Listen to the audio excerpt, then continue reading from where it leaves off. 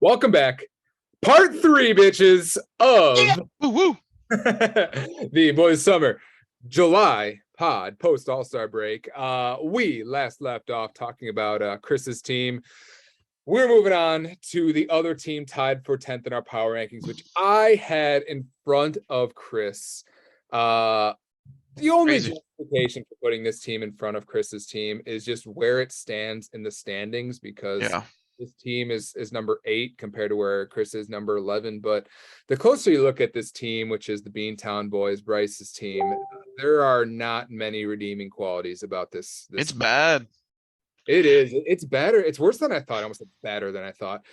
It's worse than I thought. And I mean, it's name brand guys that aren't producing. It's holes in the roster everywhere at catcher and second base and third base and outfield and pitching and starting pitching and everywhere. There's not a ton to really like about what we have here in Bryce's squad. I think we might need to even put it down with the bottom feeders, but there's still a chance he's clinging to life in the playoffs. So I don't think we can do that just yet. But Eric, tell me what you see here. That's the only reason I even have him at 11. I mean, honestly, we talked about it throughout the last couple podcasts that his head-to-head record has somehow been able to be pretty respectable, and he's been hanging in there in head-to-head. And we've been player in the league. Yeah, we've been kind of waiting for this to catch up to him, and I think it finally has, which is why he's barely hanging on by a thread at this point. Because looking at this team, there's not a lot to love. He's got 6, 7 guys in his lineup that have less than 10 home runs. Yeah, Look, you look at his rotation, and there's not a single guy in there that is producing at like an above average level outside of Martin Perez. He's got a lot of closers. He's going to win the saves categories. So that's good. But it's just, there's not a lot to love here. And honestly, if it wasn't for his record, seriously, I'd maybe have him 14th, because not only I don't think he's going to make the playoffs this year, I don't think he has 6 keepers. Oh, you're probably right. I really don't, because offensively, look at Correa's numbers. Correa's kind of regressed back to his usual state pre-contract year. Oh, man. Are you even keeping Correa? RBIs? Yeah, are you keeping Correa at $16 next year? Probably not. See, I think you keep CJ Cron. I think you keep Kyle Schwarber. Yeah. And then and that's it on offense. And then who are you keeping as a pitcher outside of Emmanuel Clase? I mean, Alec Thomas? Maybe. Right? Probably Alec Thomas. Have to. Yeah. I mean, there is not much to love about this team this year. So that's why, honestly, if it was not for his record and just straight up top to bottom team, I liked a lot of those teams we've already talked about more than I like Bryce's team. Yeah, there might be something to that. I like Tyler's team better than this team. Yeah. I mean, I could definitely talk myself into Tyler's team. I got to respect Bryce for the record, and I still have him 11th, which isn't that respectable. Yeah. And I mean, we know the trades are questionable and they're finally caught up. I mean, and like I said, like, first base is okay. CJ Cron, I mean, you're good there. Grandal's been terrible behind the plate. Colton Wong is not a starting caliber Castellanos. Josh Donaldson has not been good. He's not a quality third base option at 9 homers, not even double-digit homers, 2 below average on base percentage, 2 stolen bases. Correa's been bad. Jared Walsh has been terrible. Castellanos has been way below what you expect out of him. Miles Straw still has 0 home runs on the year and 17 RBIs, and you just have him just in your lineup collecting dust, doing nothing for you other than stealing a few bags. Alec Thomas, who hasn't really done a whole lot. Joey Votto hasn't done anything. I mean, just go on down the list. It's bad. It's bad. There's like hardly anything to like about this team. You traded for Kyle Schwarber, so hey, you get 1 year out of Kyle Schwarber at $19. I hope he keeps up what he's doing this year. But even Kyle Schwarber brings down your on base percentage at 306. So you think that Schwarber typically have a higher on base percentage than that, but I think he's kind of going all out for the power this year. So it's not looking too pretty, and the pitching staff is littered with C contracts and guys that have just regressed terribly, and Paul Blackburn and Mikolas and all that. I don't know why Mikolas is on his bench. Maybe Mikolas for 5 is okay if he keeps doing what he's doing, but you're not going to get the strikeouts. But if you get a 2.87 ERA and a 0.98 WHIP, I guess you kind of like it. Definitely a head scratcher to have Mikolas on his bench and Melanson in his lineup, considering he is already first place in Roto in saves. So he doesn't have any points to gain in saves, but who knows? Yeah. So some questionable trades, some questionable lineup decisions, an entirely questionable roster. We don't like it. Nope. Does anybody in this lobby have any defenses for Bryce? No, my only point was going to be is that Chad is currently beating him 9-1 on the week. So that head to head is going to be he's going to be pretty much out of it right now. So yep. What's that going to do to the head to head standings? Is that going to put Chad ahead of him? Very well might. No, because he's like 18 games ahead. Don't put me ahead of him. I'll take it. Oh, yeah, there you go. So slide you up the rankings a little bit. Yikes. Cinderella story part 2. A little gentle reminder for those of you that are still listening, our draft order is determined by not reverse, but by the Roto standings. So our Roto standings right now, as they currently stand, where's our Roto standings? The 4th place team would have the first overall pick in the reserve draft. So it'd go just a block team first, Crimmy second, Jay third, and so on. So Tyler does not get the first pick in the reserve draft next year. He actually gets the 11th pick. So just something to keep in mind is a little bit more extra incentive to not just fully tank and to remain competitive, but I still think it's more valuable to get some of those A contracts as opposed to where you're drafting in the reserve draft once all the good players are taken. So just a little bit of extra motivation there. But yeah, so Bryce's team needs a lot of magic to happen, or a lot of GMsmanship to improve on where he's at right now. And I made a mistake by putting him ahead of Chris in the power rankings, even though he's way ahead in the standings. He's still clinging to life, but after this week, not for long. All right, which brings us to 8 and 9, where we have another disagreement between our 8th place and 9th place team, where Justin and Eddie will find themselves. I have Justin ahead of Eddie's team, and I don't think it's particularly close, to be honest. But you're putting Eddie's team ahead of Justin. I think this is the classic offense versus pitching, offense versus defense. Let's start with Eddie first. Eric, why do you like Eddie's team more than you like Justin's team? Well, I think for this year, you're seeing a lot of, really his pitching staff outside of Blake Snell and Maneo's kind of had a couple bad starts lately, but he's been pretty solid on the year up until then. But Merrill Kelly, pretty good numbers. Kopech, good numbers. Tanner Hook, decent numbers so far, and Zach Gallen's been pretty good this year. So the pitching staff's kind of been holding its own to this point. And then the offense, Yordan Alvarez, Tim Anderson, Bobby Witt Jr. has been a stud. Anthony Rizzo has been a really good fantasy player this year, especially with the 6 steals for a first baseman. So I really like a lot of his team. I think Will Smith's one of the best hitting catchers in baseball, and at $8.13 next year, I think I like that price. So Eddie's got some things to build around. Now, in terms of next year, is it going to be great? No, but I do think he's got like a pretty manageable pitching staff that can kind of hold his own. And this is all with Trevor Story and Lewis Robert on his bench right now. Injured, coming back very soon. I think Trevor Story comes back within the next couple days, and so does Robert. So offensively, Eddie's about to get some reinforcements, and there's not much time left in the head-to-head, so I'm not saying anything about a playoff comeback here. Our playoff predictions will come later, but Eddie's offense is pretty solid all around. Yeah, this is actually, I just checked. This is the 3rd best offense in the league. If you kind of look at where we are in the standings here, Eddie's got 51.5 roto points for offense, which is good for 3rd in the league. So, it's definitely a scary offense. He competes with pretty much everybody on offense. There's a lot of guys here that are putting up good numbers. Rizzo's slowed down, but 23 homers, 58 RBIs on the year. Bobby Witt coming around. Jonathan India, now that he's back and healthy, is starting to hit the ball well. Tim Anderson, you know what he does. Yordan Alvarez just tearing the cover off the ball, 29 homers, 67 RBIs. A little bit weak in some of these middle positions here, like Biggio and McNeil and Arias and Alec Boehm and Winker, who's just been terrible this year. So it's not a complete offense. There's definitely holes in places where you could really use an upgrade. But again, a few injuries with Trevor Story and Luis Robert that can make this offense even better.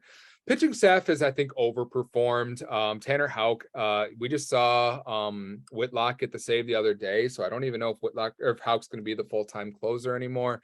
He's playing 2 closers, but it's really 1.5 if Houck's not going to be the full-time closer. He doesn't have any chance to get into Roto because he's still 11 saves behind the next person in saves. So it's really just head-to-head at this point for him. So I know that's kind of the focus, is just trying to win some head-to-head matchups by winning saves.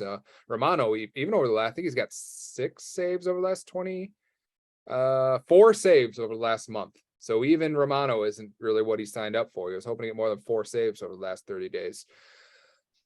I don't love the pitching staff. I think there's much better pitching staffs out there. I think Merrill Kelly's overperforming. I think Kopech is not even striking out one an inning. High whip at 1.21. Sean Manaea, 1.27 whip, 4.33 ERA. Blake Snell leaves a lot to be desired. So I think the pitching staff is still a problem. It's overperformed. It's done better than we actually expected it to, but I think rest of year, it's still just going to be his Achilles heel when it comes to his rotation. So overall, I think that the offense is something you like. The pitching staff leaves a little bit to be desired. If it keeps overperforming, he has a chance, but it's really kind of got to go balls out for the remainder of the year in order for Eddie to kind of have a chance to get back in it. Which brings us to our other 8th place, tied for 8th place team, which is Justin's team. I'll kind of take the lead on Justin's team here because I like a lot about Justin's team, and it kind of starts with this pitching staff. Justin's made some moves with his pitching staff. He's added a bunch of Dodgers, which is a pretty good strategy when you think about how the Dodgers have looked over the last few years. Added Clayton Kershaw and Spencer Strider and a lot of these guys. And I mean, if you look at his top 5, where it's Kershaw, Gonsolin, Lance Lynn, Joe Ryan, Spencer Strider. That is not bad. When we talk about pitchers that are pitching well now, I mean, Lance Lynn has not pitched very well recently, but we know what Lance Lynn's capable of. I'd give Lance Lynn the benefit of the doubt and what he'll be. I mean, Gonsolin, 2.2 ERA. Kershaw, 2.4 ERA. Joe Ryan, 2.8 ERA. Soto, solid. Iglesias, he's going to get his saves, but he's sometimes usually Tyler Anderson, 4 ERA. And then Spencer Strider, who's just been one of the freaking best pitchers in the league, 120 strikeouts in only 80 innings with a 2.9 ERA and a 1.02 whip. Tyler Anderson also on his bench with a 2.79 ERA and a 1.01 whip. This has the makings to be the best ERA team like the remainder of the year if these guys keep pitching. I don't think Spencer Strider's not going to be on the mound starting for the Braves for the remainder of the year. They're going to limit his pitch count. If Kershaw can stay healthy, I don't know if Gonsolin, if they're going to let him pitch the rest of the year. There might be a Phantom IL stint. I'm the Phantom IL guy. I think they'll limit his innings at some point. I don't know if Gregory Soto gets traded. I don't know if Iglesias gets traded. Joe Ryan, I don't know what he's going to be. He's got to keep up this good run that he's on, but he's proven that this is what he can be. Overall, I like this pitching staff a lot. It has everything. It has strikeouts. It has ERA. It has whip. It's going to win a lot of games with all the Dodgers he has on it. The lineup has a few holes, certainly in the power department. I think that he could upgrade and get some better hitters. I mean, you have Yandy Diaz, who's only got 4 home runs. You have Mateo, who's only got 8 home runs and a 264 on base percentage. Morel, who's only got 9 home runs. Michael A. Taylor, who's only got 6 home runs. So I think his offense definitely is lacking. I mean, Mookie Betts can only carry him so far.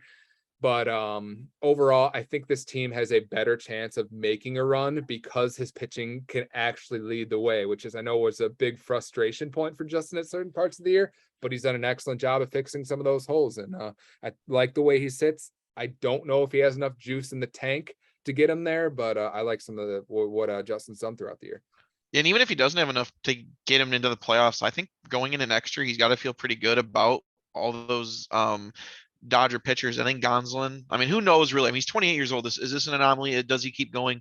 Who really knows? But I think you keep him at that price. Gonsolin, Kershaw, Soto, and Strider, you're going to go into next year's draft feeling pretty damn good about that going in. So even if he, like I said, even if he doesn't get it done at the end of the year, and who knows what Joe Ryan does the rest of the season. But it is the offense.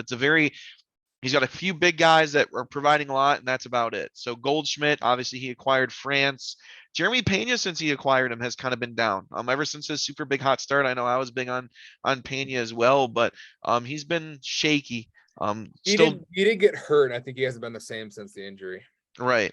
So, and you got Mateo, obviously, for the stolen bases there. Betts is performing pretty well. Cronenworth, Christian Walker, obviously the C contract there. So it's tough because it still feels like it's missing some bats, but you don't really want to mortgage some of these futures for those bats because I still, like you said, I like a lot of what's going for this team next year because I think Ty France, easy keeper next year. I think Pena's a keeper. Cronenworth, I think, is probably a keeper. So there's a lot to like, but I don't quite know if it's enough to make a run. Justin, your thoughts? Yeah, I mean, that's spot on. and that's kind of the inner dilemma that I've had for the last couple of weeks is, do I go out and do I, make a trade with Phil for a Schwarber or some of these bigger bats that have been kind of on the market, or do I keep some of these younger contracts, play out the rest of the year, see if I can make a run with the squad that I have, and then hopefully set myself up to make a couple of big splashes next year. And I think depending on how this week goes with Peter and maybe the week after that, that'll kind of depend and see the course for next year. So I agree with Kyle. I think my pitching staff is by far my best asset right now. I feel really happy with Spencer Strider. To get him for Jock Peterson. I mean, yeah, like Kyle's saying, who knows how many innings he pitches this year, but the dude's 23 years old. And he is on a phenomenal contract going forward. So even if he doesn't throw the same amount of innings he's been throwing into the 6th and 7th pretty consistently the last couple of weeks. So even if he doesn't keep doing that, I think he's got a pretty good shot at being like a number 2 or a number 3 on the Braves next year, especially with that innings to strikeout ratio. So, and how about Joe Ryan? Let's not forget about him. He's kind of looking at his stat line through and through.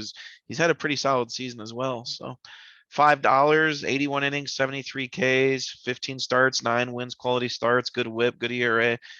He could very well be a keeper next year. You might go into the draft needing to fill like one spot on your in your pitching next year, which will be pretty nice. Absolutely. Yeah, that'd be a good spot to be in. It was something that spot that I was going in this year where I just chose to kept some cheaper pitchers and let me spend up on a few offensive guys, and it's hopefully worked out so far this year, and hopefully it kind of continues to work out. So it's a good spot to be in. It's a lot easier to find hitting in the auction than it is to find solid pitching. We know that you can find Verlanders in the auction, or you can find guys that bust in the auction as well.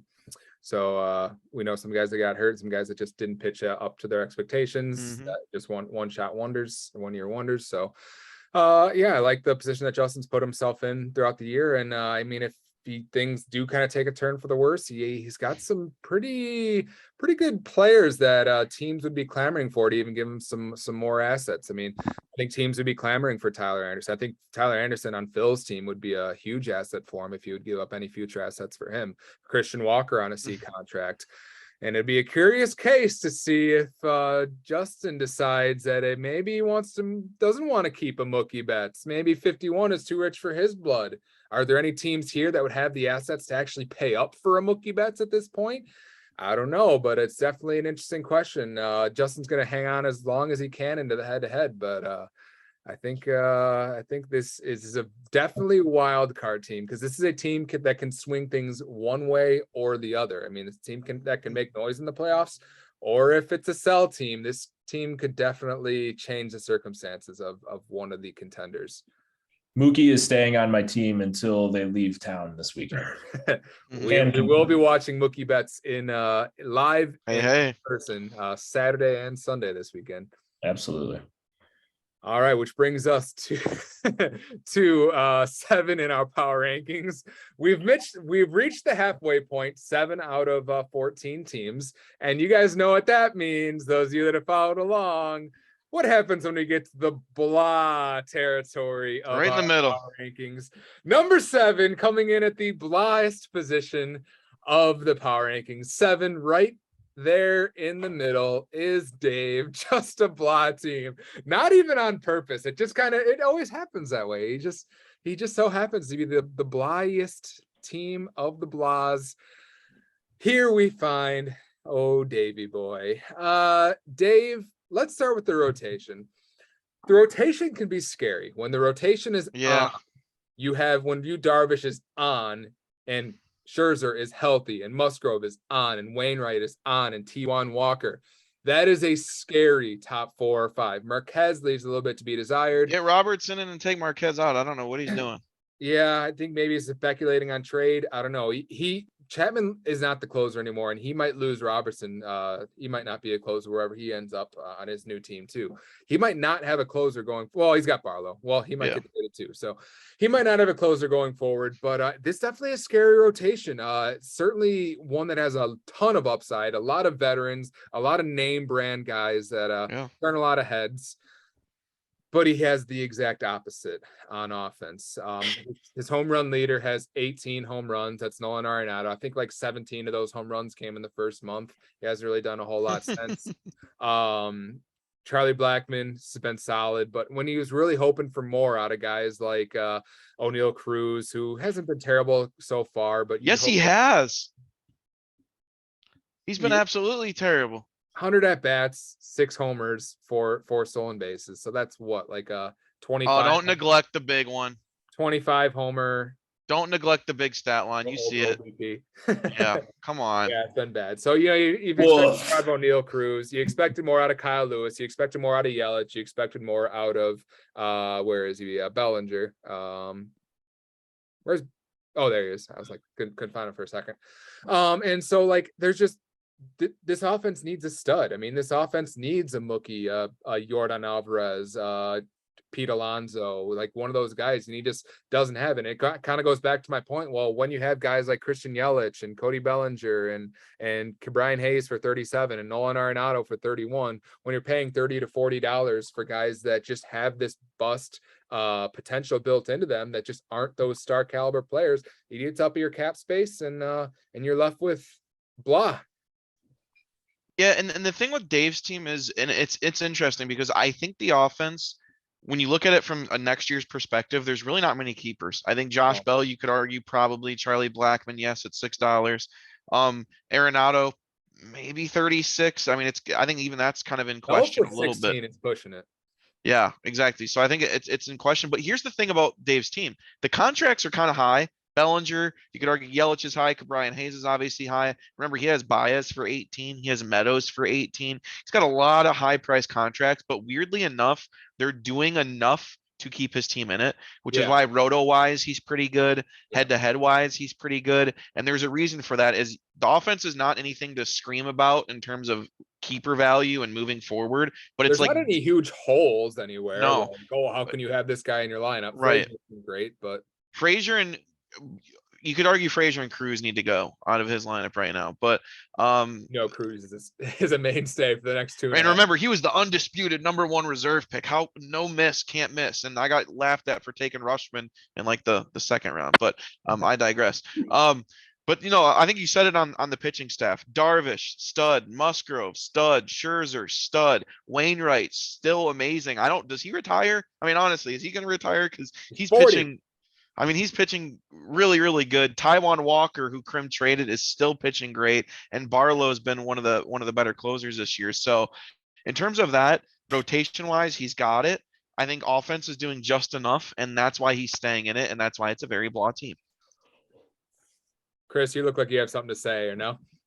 No, I'm just admiring the great work that you guys are doing. Oh, thank you. We appreciate all feedback, unless it's negative. Then But I mean, real quick though, just for fun, how many keepers does he have on offense? I think Suarez shockingly turned into a keeper somehow. Suarez, Is this his best OBP ever? Yeah, easily. Suarez, Blackmon, Bell, maybe. Blackmon, I think Kyle Lewis, you still probably keep. I would keep Bell. Okay, maybe Bell. Arenado, he probably keeps. Probably, yeah. That's getting right up to the A lot of cash. And then Darvish, maybe. I think you keep a lot of those pitchers. Obviously, Musgrove. I think Scherzer you keep. Wainwright if he stays. Walker, Barlow, all keepers. Walker, Barlow. So that's at least 11. Wainwright would be 12. Yeah. Robertson, depending on where he ends up. So I mean, but offensively, there's a lot that he's gonna have to fill next year. So that'll be Is it wild that Christian Yelich is essentially the exact same player he was on Miami right now? Yeah. Where's the power going? Yep.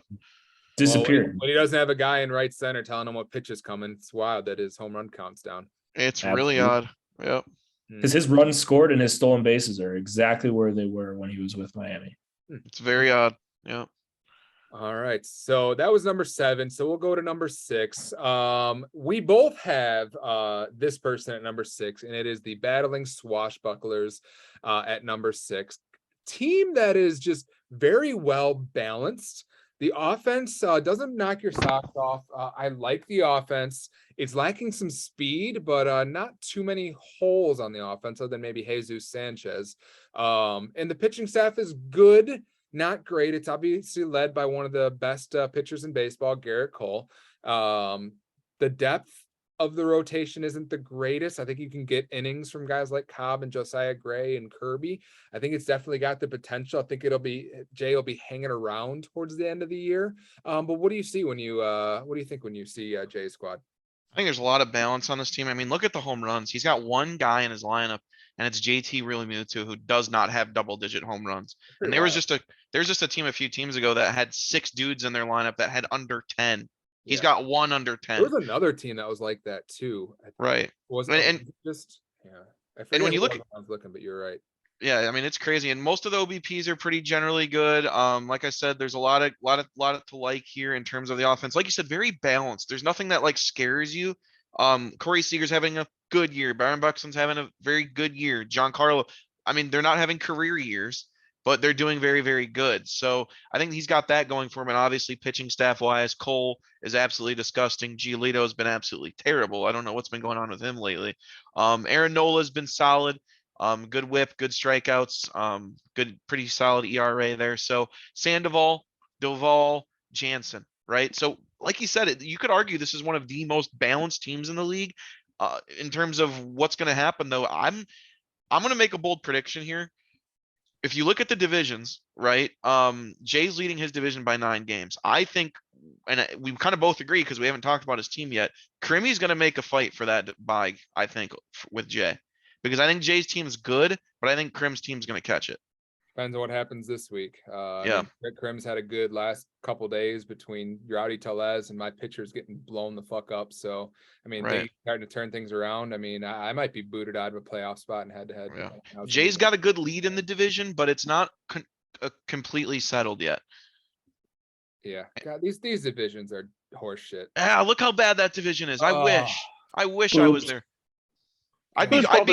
I'd have a bye week next week. Yeah, seriously.